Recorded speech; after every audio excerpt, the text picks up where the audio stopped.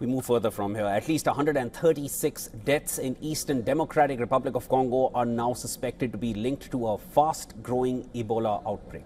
This as officials confront the Bundibugyo strain of the virus that spread silently for weeks before being detected. The virus has already crossed borders into neighboring Uganda, where 2 confirmed cases, including 1 death, have already been reported. The World Health Organization has declared the outbreak a global public health emergency, warning that the situation is evolving quickly. And because I'm deeply concerned about the scale and the speed of the epidemic, we will convene the emergency committee today to advise us on temporary recommendations. Officials warn that it could take months before any vaccine targeting this rare strain is approved and available for use. As of now, the WHO has deployed experts, tents, infection control kits and emergency medical supplies into affected areas.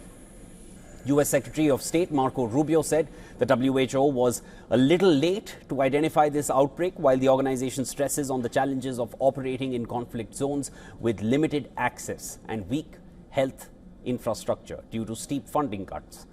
Treatment centers in Congo are already under pressure, with some hospitals in eastern Congo full of suspected Ebola patients and struggling to isolate new arrivals. Officials fear the risk of burying victims without proper protective equipment, which could worsen the situation even further.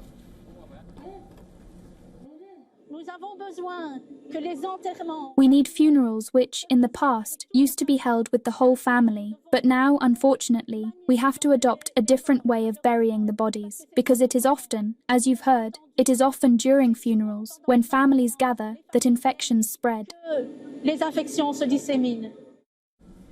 Well, the outbreak began in eastern Congo's Ituri province, a densely populated gold mining region near the borders of Uganda and South Sudan. The Congolese are now seen wearing face masks again, fearing a repeat of past Ebola crises that devastated communities.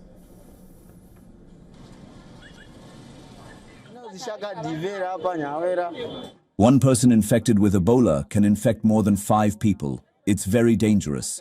We are truly afraid of this disease.